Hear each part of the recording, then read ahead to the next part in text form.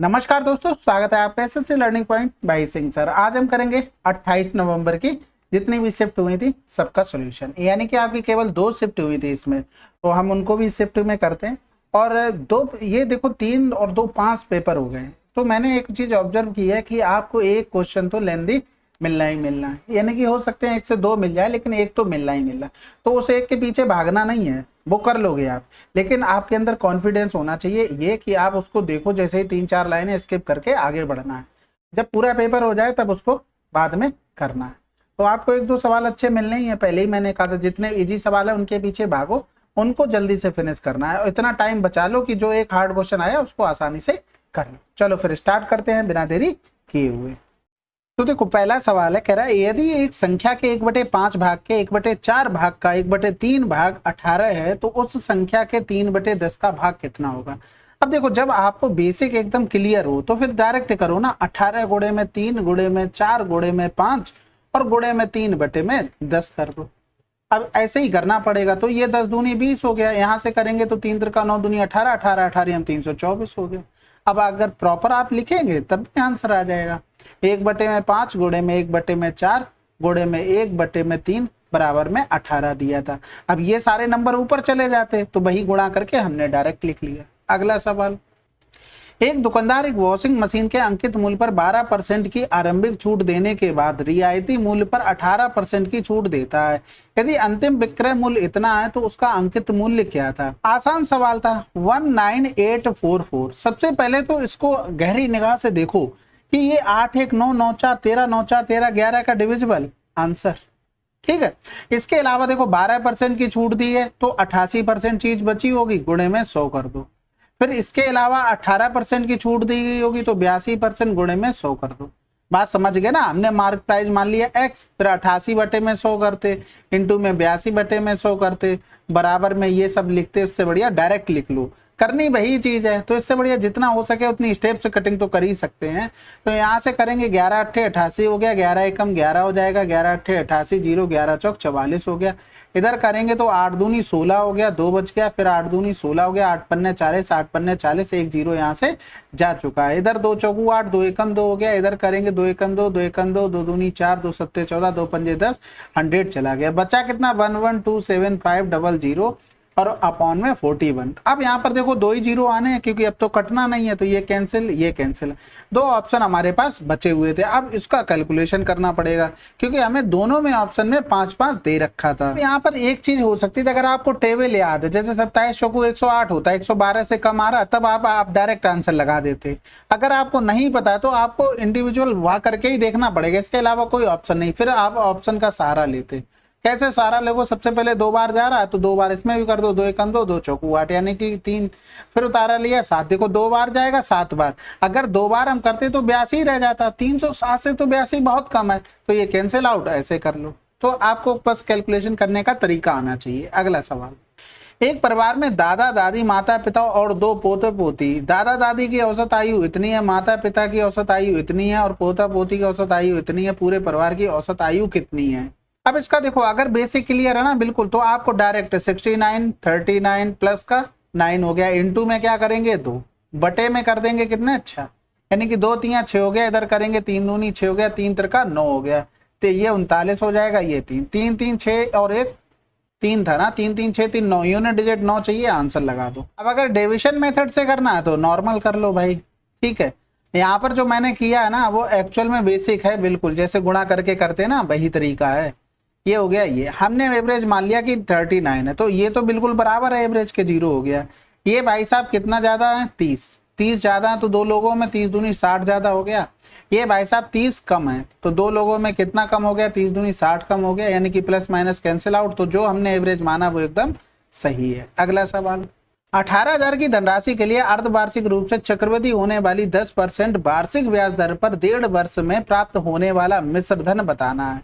अब देखो अर्धवार्षिक की कह रहा था बात, अर्धवार्षिक कह रहा है तो 6 महीने की यहाँ क्या स्लैब होगी, 3 भाई 1.5 साल का मतलब क्या हो गया, 18 महीने, तो 6 3 18 हो गए, यानी कि अल्टीमेटली टी बराबर कितना हो गया, 3 हो गया।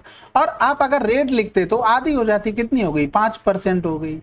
तो 5% को हम लिख क्या सकते हैं, 5/100, यानी कि 1/20 लिख सकते हैं। तो 20 से चीज क्या हो गई, 21 हो गई, पावर में कर देंगे कितना 3 कर देंगे, तो यहाँ पर तो ये 8 हो गया, ये हो गया 92 61 हो गया। हमें 8000 की मान दिया गया था कितना 18000, और हमको निकालना था 92 61 का मान। तो ये तो देखो 3 जीरो से जीरो चला गया, 18 का इधर गुणा करते हैं तो 18 एकम 18, या तो ऐसे करो 2 में 18 2 चौकू 8 हो गया। तो अब कर लेते हैं 9 एकम 9 हो गया, 9 छक्का 54 हो गया, और 9 दूनी 18 5 23 हो गया, 9 ने 81 और 2 83 बटे में हो गया 4, 4 दूनी 8 हो गया, भाग तो जाएगा नहीं, 2 जीरो मिल गया आंसर। अब यहाँ पर 3 साल का अगर इफेक्टिव रेट याद है तब भी आसानी से हो जाएगा। क्या होती है 15.7625। अब इसमें गुणा 18 का कर देंगे, तब हमारा 18,000 इसका परसेंटेज निकाल लेंगे, आंसर आ जाएगा। ठीक है, तो जैसे करना चाहते हो आप कर लेना, बस आंसर आना चाहिए फटाफट से। एक पंखा 20% के लाभ पर बेचा जाता है। यदि पंखे के क्रय मूल्य और विक्रय मूल्य दोनों में 50 की कमी की जाती है तो लाभ में 5% की वृद्धि हो जाती है। पंखे का मूल्य क्रय मूल्य क्या है? अब यहाँ पर देखो 20% का लाभ, 20% का मतलब क्या हो गया 1/5, यानी कि 5 से चीज कितने में बेची गई 6 में। बाद में 5% की वृद्धि हो गई, 5% का मतलब क्या हो गया 25% हो गया। तो यहाँ पर 25% को 1/4, यानी कि 4 से चीज 5 हो गई। अब दोनों में 5 की क्या हुई थी कमी हुई थी, यानी कि इनका जो डिफरेंस है वो बराबर आना चाहिए था। डिफरेंस तो बराबर नहीं है ना, तो डिफरेंस हमें क्या करना है, यहाँ पर क्या किया हमने 4 से 5, सही है। फिर तो यहाँ पर डिफरेंस देखो दोनों जगह 1 1 कम हो गया, बिल्कुल। तो 1 बराबर हमको क्या दिया था 50 दिया था, 5 बराबर हमसे पूछा था, आंसर क्या आ गया 250। अगला सवाल, for a rectangular box what is the product of the areas of 3 adjacent faces that meet at the point. अब यहाँ पर देखो जिस कमरे में बैठे उसके बारे में सोचो। एक कमरे का कोना पकड़ो, उसमें देखना 3 एडजेसेंट साइड की बात कर रहा है, यानी कि एक तो आ गई तुम्हारे क्या एक दीवार, दूसरी दीवार, एक छत मान लो, तीनों एक कोने पे मिल रहे होंगे, या फर्श मान लो, दोनों में से कोई भी मान लो। जो 2 दीवारें हैं उन पर ये एक चीज बताओ, यस तो आ रहा होगा। एक बार उसमें क्या होगा हाइट ले ली, तो एक बार उसमें लंबाई वाले के साथ आएगा, एक बार चौड़ाई वाले के साथ आ जाएगा, दोनों आ गए।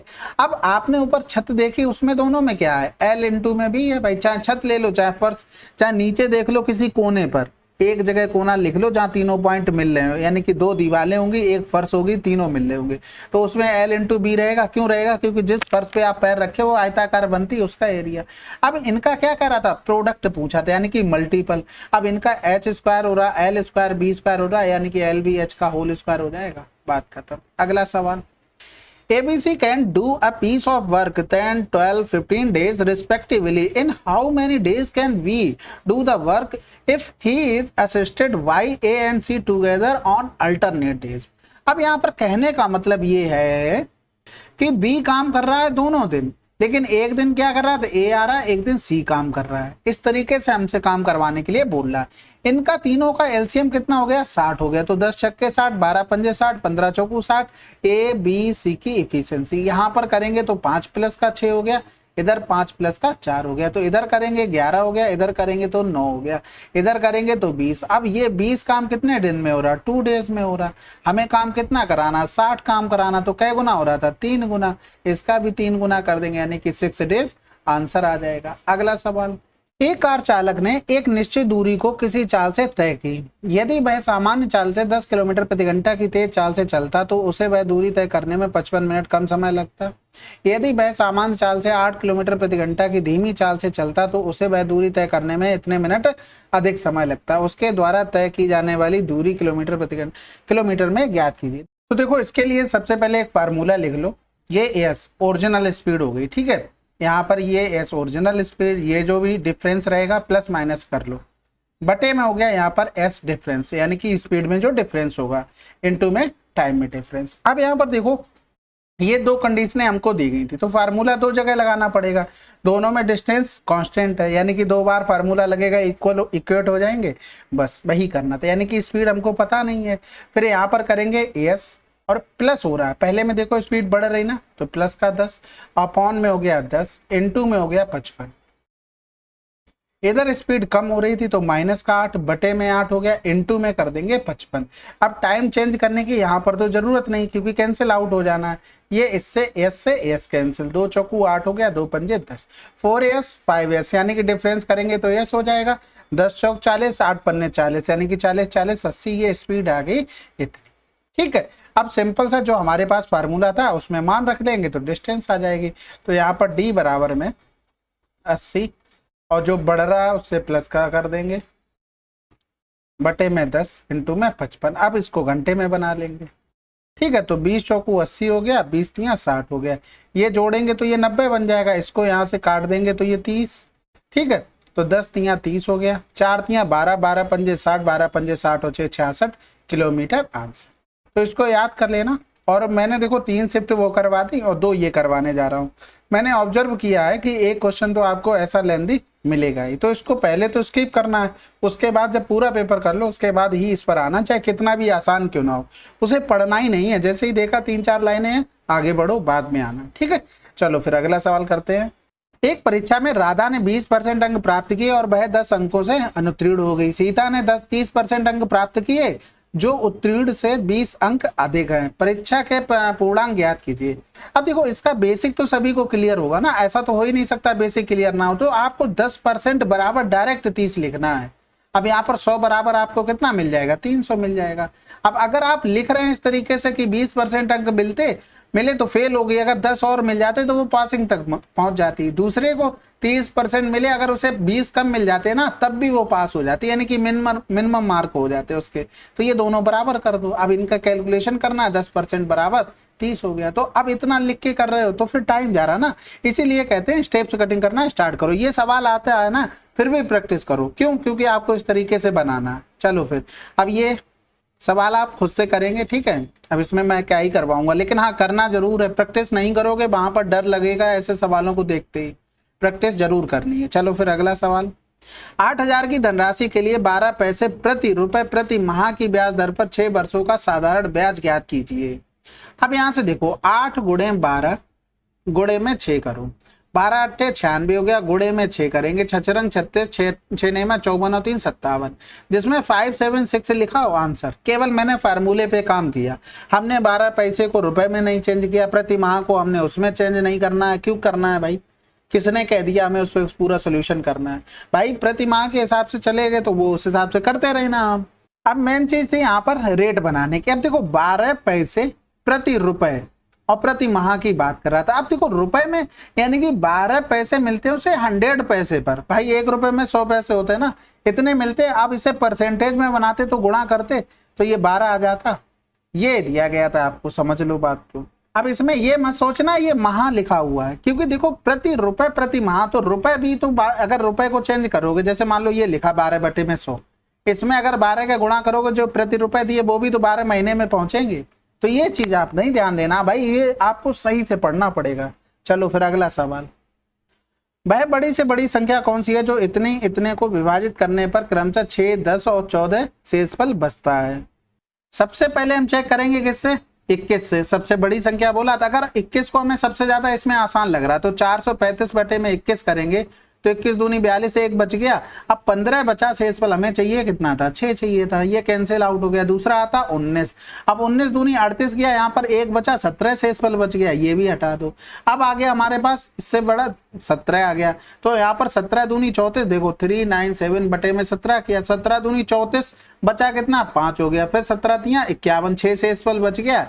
अब हमें 1 मिला, अब जरूरी नहीं लेकिन तीनों चेक करने पड़ेंगे भाई, हो सकता है कि 17 से 1 में हो गया दूसरे में ना हो, ये भी तो चीजें हैं, तो तीनों चेक करने पड़ेंगे। तो 435 में फटाफट 17 से कर लेते तो 17 दूनी 34 हो जाएगा, बचेगा 9, फिर 17 पना 85 हो जाएगा, 10 बच गया, शेषफल 10 बच रहा है। फिर 54 20 बटे में 17 कर देंगे, तो यहाँ पर 17 तियां 51, 3 बच गया, 17 दूनी 34 तो ज्यादा हो जाएगा, 17 एकम 17 हो जाएगा, यानी कि 15 बच गया, 17 सत्ते 119 हो गया, 17 अट्ठे 136, ठीक है, 17 अट्ठे 136, 14 शेषफल बच जाएगा, आंसर लगा दो। ठीक है, अगला सवाल। एक बल्लेबाज ने 114 रन बनाए जिनमें 5 चौके 9 छक्के शामिल थे, उसने कुल रनों में से कितने % रन विकेट के मध्य दौड़ कर लिए? आसान सवाल है। 114, इधर 5 चौको 20, 5 चौके 4 रन का एक होता है तो ये तो पता ही होगा, 9 छक्के 54 रन, यानी कि 4 हो गया, 5 2 7 हो गया, इनका डिफरेंस 11 से 7 गया 4, कितने टोटल रन 114 थे, गुणे में कर देंगे 100, तो यहाँ पर हो जाएगा 2 दूनी 4 हो गया, 2 पंजे 10 हो गया, 2 सत्ते 14 हो गया, यानी कि 2000 बटे में 57 आ गया। अब यहाँ पर ऑप्शन का सहारा लेंगे, 7 एकम 7 7 5 12 2 यूनिट डिजिट, हमें तो 0 चाहिए। 7 पंजे 35 और 5 यहाँ पर 0 मिल रहा है। 49 5 नहीं होगा, 7 21 5 नहीं होगा, आंसर लगा दो। अगला सवाल, यदि एक छात्र अपने 5 मित्रों A B C D E के अनुपात में लड्डू वितरित करता है तो उसके पास लड्डुओं की कुल संख्या न्यूनतम कितनी है। यानी कि इसमें देखते हैं भैया, मल्टीपल चेक करना पड़ेगा। सबसे पहले तो नीचे दिए गए नंबर का एलसीएम लेके सब में गुणा कर दो, तो 2 तो कैंसिल हो जाएगा क्योंकि 4 में आ गया। अब 4 3 5 7 में कुछ एलसीएम कुछ भी कॉमन हो रहा नहीं हो रहा ना, तो 4 3 12 12 पंजे 60 और 60 इतनी की 420 का सब में गुणा कर दो, तो 420 यहाँ पर भी हो जाएगा, यहाँ पर भी हो जाएगा, सब में कर देंगे जितने भी दिए गए हैं। ठीक है, तो 420 से इसमें भाग किया तो ये 210 हो गया। इधर करेंगे तो ये 14 3 42 हो गया, ये 105 हो गया, 5 8 40 5 चौको 20 7 छक्का 42। जोड़ देंगे तो 5 4 9 आ गया, यूनिट डिजिट 9 मिल गई, आंसर लगा दो। बाकी जोड़ते रहो। 4 1 5 हो गया, 5 और 8 5 13 13 और 6 19, हासिल लगा 1 हो गया, 3 और 1 4 1 5 हो गया, आंसर। अगला सवाल, एक आयताकार चादर को 2 बराबर भागों में मोड़ने पर, एक आयताकार चादर को 2 बराबर भागों में मोड़ने पर उसकी भुजाओं के एक समूह के प्रत्येक मोड़े गए भाग के लिए उसका परिमाप इतना होता है, और जब इसे इसकी भुजाओं के दूसरे समूह पर मोड़ा जाता है तो परिमाप 45 होता है। उस चादर का क्षेत्रफल बताना है। अब देखो सवाल कह क्या रहा था, ये रहा हमारा एक आयताकार चादर, ये रही दूसरी। ठीक है, एक बार इसने क्या किया, यहां से मोड़ दिया, और दूसरी कंडीशन में उसने यहां से।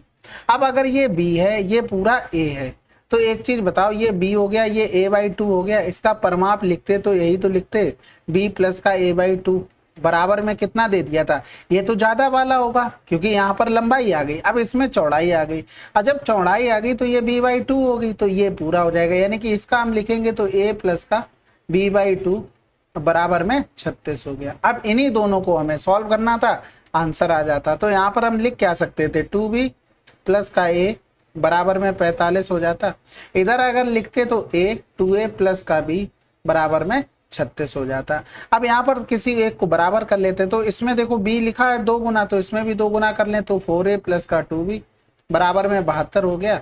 अब ये अगर समीकरण 1 है, ये 2 है, तो हम क्या करेंगे, 1 माइनस का 2 कर देंगे। तब 1 माइनस का 2 करेंगे तो यहाँ पर देखना 2B और ये 2B चला गया, 4A से A घटाएंगे तो ये 3A हो गया, बराबर में 72, 12 से 5 गया तो 7 हो गया, इधर बचा 6, 6 से 4 गया 2, तो A बराबर कितना आ गया, 9 आ गया। जब A बराबर 9 आ गया तो पुट कर देंगे 2B प्लस का 9 बराबर में 45, यानी कि B बराबर कितना आ गया, इधर जाएगा 36, 18 आ गया। अब इनका एरिया निकालना था, 18 गुणे में 9, 18 ने में 162, आंसर। अगला सवाल, एक आयताकार मैदान के 3 तरफ बाड़ लगानी है और उसका एक सिरा खुला रखना है जिसकी लंबाई 30 फीट। यदि मैदान का क्षेत्रफल इतना स्क्वायर फीट है तो लगाई जाने वाली बाड़ की लंबाई कितनी होगी। सिंपल सी बात है, 30 इंटू में ये लंबाई दी थी, चौड़ाई निकाल लो। ये तो आसान सवाल है। 0 से 0 इधर चला गया, 3 दूनी 6, 3 त्रिका 9 हो गया, यानी कि B बराबर कितना आ गया, 23 आ गया, और यहाँ पर A बराबर कितना आ गया, 30 आ गया। अब इनको जोड़ेंगे तो 3 और 3 2 5 हो गया, 53 हो गया। अब देखो जैसे ये रहा क्षेत्र, अगर मान लो एक सिरा खोलना है, ये खोलेंगे, या तो एक सिरा ये खोलेंगे। अब हमने निकाला है इन 2 भुजाओं का सम आया है, समझ रहे। तो यहाँ पर 53, अगर मान लो ये छोड़ना है तो ये लंबाई जोड़नी पड़ेगी, तो लंबाई अगर हम जोड़ते हैं तो 83 आना चाहिए, लेकिन नहीं हो रहा, ऐसा आंसर कहीं मिल रहा नहीं मिल रहा है। तो अब हम क्या करते हैं भैया, लंबाई वाले को हम छोड़ देते हैं, तो 53 प्लस का 23 करते हैं, तो 3 3 6 5 2 7, यानी कि उसने यही हिस्सा छोड़ा है। अगला सवाल, यदि विक्रय मूल्य को 3 गुना कर दिया जाए तो लाभ 4 गुना हो जाता है, लाभ प्रतिशत बतानी है। तो देखो यहाँ पर x हो गया, ये y हो गया, कह रहा था 4 गुना 3 गुना कर दिया जाए, इसको हमने 3 गुना कर दिया। अब ये 3 गुना कर दिया है तो क्या कह रहा था, 4 गुना हो जाता है प्रॉफिट, यानी कि जो यहाँ पर हो रहा होगा उसका 4 गुना हो जाएगा। कहने का मतलब यही तो हुआ है। तो यानी कि y माइनस का x बराबर का 3y माइनस का x, यही तो होना चाहिए, और इंटू में 4 हो गया। इधर बराबर कर दो, यहाँ करेंगे y माइनस का x, तो लिख सकते हैं 3y माइनस का x हो गया, और ये हो गया y माइनस का x। अब यहाँ पर जो भी प्रॉफिट हो रहा था उसका 4 गुना, यानी कि 4 गुना, अब ये इसके बराबर हो गया, यानी कि 3y माइनस का x, इधर हो गया 4y माइनस का 4x। इधर तो y एक तरफ कर देंगे तो इधर y हो गया, ये माइनस इधर आ जाएगा, प्लस का 4x माइनस का x हो जाएगा 3x, बराबर में हो गया, यानी कि x अपॉन में y बराबर में 1/3 हो गया। प्रॉफिट कितने का लिया, 2 रुपया का, किस पर, 1 पे गुणे में 100 कर दो, आंसर आ जाएगा 200%। अब ऑप्शन से भी कर सकते हैं, जैसे मान लो 100% तुमने ऑप्शन चेक किया, अब 100% प्रॉफिट हो रहा है तो चीज 200 की रही होगी। अब अगर इसको हम 3 गुना कर दे तो 3 दूनी 600 हो जाएगा। यहाँ पर प्रॉफिट 100 रुपए का हो रहा है, यहाँ पर प्रॉफिट 500 का हो रहा है, तो 5 गुना हो रहा है, तो ये कैंसिल आउट।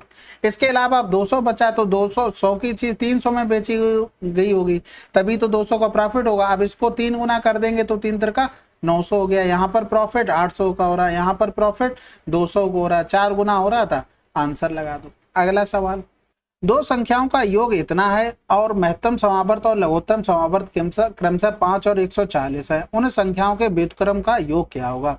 तो दो संख्याओं का योग हमको 55 दिया गया था और कह रहा था HCF 5 दिया गया था और LCM हमको 140 दिया गया। कह रहा था व्युत्क्रम का योग बताना है, यानी कि 1/a प्लस का 1/b का मान बताना है। तो हम लिख सकते हैं a प्लस का b अपॉन में क्या हो गया, ab हो गया। अब कुछ बचा है, नीचे 140 आना था, अब ऊपर 55 है, तो यहाँ से कटना भी था कुछ ना कुछ। तो इधर 55/5 गुणे में 140 और 140 जैसे ही आपको मिल गया, आंसर भी आ गया, बात खत्म हो गई भाई। इतना थोड़ी ना करना होता है कि यहाँ पर दुनिया भर की चीजें करो। देखो अब ये आया कहाँ से, ये तो आपको फार्मूला पता होगा ना कि 2 नंबर का प्रोडक्ट उनके एलसीएम और एचसीएफ के प्रोडक्ट के बराबर होता है। तो ये दोनों तो आपको पता थे, 5 गुणे में 140, तो इसलिए ये मान रखती है। अगला सवाल, ए बी और सी किसी काम को 15, 20, 30 दिनों में पूरा कर सकते हैं। यदि वे एक साथ काम करते हैं तो 45,000 पाते हैं, तो सी के हिस्से में कितनी राशि बनेगी। पैसा हमेशा किसके हिसाब से बढ़ता है, इफिशियंसी के हिसाब से। नहीं तो मान लो हम कर रहे हैं, हमारा दोस्त काम कर रहा है, वो लगा पड़ा है, हम बैठ गए कोने में, वो कहेगा बहुत होशियार है भाई, हम भी नहीं करेंगे, तो काम और धीरे होगा और वो हमारे बराबर ही करेगा। पैसा इसीलिए एफिशिएंसी के हिसाब से बढ़ता है कि अगर मैं वो ज्यादा कर लेगा उसे ज्यादा मिलेगा, मैं ज्यादा कर लूंगा तो मुझे ज्यादा। अब इनका एलसीएम लेंगे तो 60 हो गया, तो 15 चौकू 60, 20 तिया 60, 30 दूनी 60, 4 3 7 2 9, तो 9 की वैल्यू दी गई हमको कितना, 45 के। हमें सी का निकालना था, यानी कि 2 बराबर, तो 9 पन्ना 45, 5 दूनी 10 के आंसर।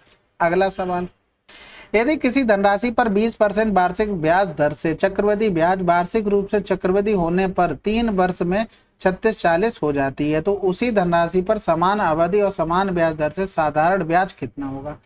20% को लिख के आ सकते थे 1/5, यानी कि 5 से चीज कितनी हो गई, 6। 3 साल की बात कर रहा था तो पावर में 3 हो गई। ये अमाउंट बनता है, ये प्रिंसिपल चक्रवृद्धि ब्याज में, तो ये 125 हो गया, ये 216 हो गया। तो यहाँ से ब्याज कितना मिला, 6 से 5 गया 1 हो गया, 11 से 2 गया 9, यानी कि 91 का मान हमें दिया गया था 3640। तो ये तो पूरा 4 बार चला गया, यानी कि यहाँ पर 40 आ गया। ये क्या आ गया, 91 का मान डिवाइड करने पर 1 बराबर। अब देखो प्रिंसिपल दोनों जगह सेम था, तो जो प्रिंसिपल यहाँ पर लिया भाई हम साधारण ब्याज के लिए लेंगे। गुणे में रेट सेम बोल दिया था, टाइम सेम बोल दिया था, बटे में 100 हो गया, तो 20 पंजे 100 हो गया। इधर करेंगे 5 दूनी 10, 5 25, यानी कि साधारण ब्याज कितना आ गया, 75 आ गया। तो इसमें 40 में गुणे 75 कर देंगे। या तो नहीं समझ पा रहे तो 91 बराबर में 36 40 था, गुणे में 75, इस तरीके से समझ लो। तो बात वही है, 0 4 पंजे 20, 4 7 28, 2 30। अगला सवाल, दो संख्याओं का गुणनफल इतना, उनके वर्गों का योग इतना, उनके उन संख्याओं के बीच अंतर कितना होगा। देखो गुणनफल दिया गया था 120, उनके वर्गों का योग दिया गया था, यानी कि वर्गों का योग 289 दिया था। कह रहा था बीच का अंतर कितना होगा, a माइनस बी। अब एक चीज बताओ, यहाँ पर a माइनस बी दिया गया था, अगर हम इसको लिखते होल स्क्वायर में तो ये क्या बन जाता है, a स्क्वायर प्लस का b स्क्वायर और माइनस का 2a। अब आप इतना लिखना नहीं है वहां पर, आपको ये चीजें ओरल समझ में आ जानी चाहिए कि ये हो क्या रहा है भाई, कुछ अलग तो नहीं हो रहा है क्या। तो यहाँ पर करेंगे ये 240 हो गया, डिफरेंस करेंगे ये 8 हो गया, 8 से 4 गया तो 4 बच गया, तो a माइनस बी का होल स्क्वायर आ गया और बराबर में क्या हो जाएगा, a माइनस बी के 7। अगला सवाल, क्रमशः 6, 8, 10 सेंटीमीटर भुजा वाले 3 छोटे घनों को पिघलाकर एक बड़ा ठोस घन बनाया जाता है। घन का कुल पृष्ठीय क्षेत्रफल। तो एक चीज समझो, इसी से बनाया जा रहा है, यानी कि उसकी घन की भुजा निकालनी पड़ेगी। तो इनके तीनों के वॉल्यूम 6 का क्यूब, 8 का क्यूब, 10 का क्यूब, ये बराबर किसके होगा, 1 के क्यूब, यानी कि जो नया बनेगा उसके बराबर होगा। अब अगर आपको थोड़ा सा एक्सपीरियंस है ना, अब यहाँ पर देखो 6 का क्यूब करते 216, 8 का क्यूब करते 512, अब यहाँ पर करते 1000। ये सवाल इतना फेवरेट है 6 2 8 यानी कि 1728 आ जाता ए क्यूब, तो ए बराबर 12। अब अगर आप प्रैक्टिस अच्छे से करोगे तो ये सवाल इतनी बार पूछा गया है एसएससी में कि मैं बता नहीं सकता हूँ। ठीक है, तो प्रैक्टिस आपको हर तरफ से करनी, जरूरी नहीं दिल्ली पुलिस है तो इसी के पेपर करने हैं, सबकी प्रैक्टिस करो। लेटेस्ट एग्जाम जितने भी होते सबके किया करो। बस हाँ, फोकस रखना है कि ऐसा ना हो कि उसी में लगे रहे, हर चीज निपटानी है, जीएस भी इंग्लिश भी सब कुछ। तो यहाँ पर हमें 6a² यानी कि 144 हो गया, तो 6 चौक 24 हो जाएगा, 14 छंग 84 और 2 86। अगला सवाल, एक फैक्ट्री में 40% टेक्नीशियन 60% नॉन टेक्नीशियन, यदि 60% टेक्नीशियन और 40% नॉन टेक्नीशियन स्थायी कर्मचारी हैं तो स्थायी कर्मचारियों का प्रतिशत कितना है। देखो टोटल 100 लोग थे, 40 हो गए टेक्नीशियन, 60 हो गए नॉन टेक्नीशियन। ठीक है, 60% टेक्नीशियन यानी कि इसके 60% करेंगे तो 24 हो गया, और इसका 60% 40% करेंगे तो ये भी 24 हो गया। कह रहा था स्थायी है तो इनका परसेंटेज पूछा था, तो 48/100, क्योंकि टोटल कितने थे 100 थे, उसमें से ये निकाले गए गुणे में 100, तो आंसर क्या आ गया 48%। अगला सवाल, एक वस्तु का अंकित मूल्य इतना है, उस पर 20%, 25, x% की 3 क्रमिक छूटों के बाद इसे इतने में बेचा गया, x का मान क्या होगा। तो सिंपल सा भाई, 4000 पर 20% की छूट देंगे, 20 पंजे 100 यानी कि 4/5, 25 की छूट दी तो 25 चौकू 100 यानी कि 3/4। अब इसको अभी भूल जाओ थोड़ी देर के लिए। फिर ये बेच दिया गया 1968 में, तो यहाँ से 4 से 4 चला गया, इधर करेंगे तो ये 4 एकम 4 हो जाएगा, इधर करेंगे तो 4 चौकू 16, 4 नेम 36 हो गया, 4 दूनी 8 हो गया, तो 9 4 13 और 2 15, 3 से कट जाएगा तो काट लो, 3 एकम 3 हो गया, 1 बचा, 3 छक 18, 3 चौकू 12 हो गया। तो 200 की चीज 164 में, कहने का मतलब है 100 की चीज 2 अट्ठे 16, 2 दूनी 4, कितने की छूट दी गई 18 की, किस पर 100 पर, गुणे में 100। आंसर क्या आ गया 18%। अगला सवाल, सीता के अंक गलती से इतने के स्थान पर इतने लिख दिए गए, यदि गणना करने पर कक्षा के कुल छात्रों का औसत अंक आधा बढ़ जाता तो कक्षा में छात्रों की कुल संख्या कितनी होगी। भाई गलती कर कैसे देते हो भाई, आधा अंक बढ़ जाता है, आधा अंक का मतलब 0.5 होता है, अब एवरेज में बढ़ा है, कहने का मतलब होता है कि प्रत्येक पर, यानी कि आधा अंक बढ़ा है 1 में। यहाँ पर कितना फर्क पड़ा भाई, 11 से 3 गया तो 8 हो गया, 6 से 5 गया 1, 18 का कितने में बढ़ेगा, तो यहाँ पर 180/5 हो गया, तो 5 तिया 15, 5 छक्का 30 आंसर। अगला सवाल, 50% अम्ल वाले 18 ml के विलयन में अम्ल की मात्रा को बदलकर 30% अम्ल वाला लोशन बनाने के लिए उसमें पानी की मात्रा कितनी मिलानी होगी। कितना आसान सवाल है भाई, 50% अम्ल था, अब जो पानी मिलाया गया उसमें अम्ल कितना है 0% है, और ओवरऑल में 30% हो जाएगा, लास्ट में यही तो बनाना, इनका डिफरेंस 20 हो गया, इनका डिफरेंस 30 हो जाएगा, रेशियो कितना आ गया 3:2, इसी का मान दिया गया था 3:2, 5 का मान दिया गया था 18, हमें किसका निकालना था, सॉरी 1 सेकेंड, ये मैं क्या कर रहा हूँ, पहले वाले मिक्सर का मान दिया गया था ना, इसका मान दिया गया था 18, तो ये कितना हो गया 6 गुना, तो इसका कर देंगे 6 गुना 12 हो गया, समझ रहे, ये इसका मान आ गया, ये पहले वाले मिक्सर का। अगला सवाल, एक ट्रेन में सेकंड एसी और स्लीपर क्लास के यात्रियों का अनुपात इतना है, एसी और स्लीपर क्लास के किरायों का अनुपात इतना है, यदि यात्रियों से प्राप्त कुल धनराशि इतनी है तो स्लीपर क्लास के यात्रियों से कितनी राशि प्राप्त हुई।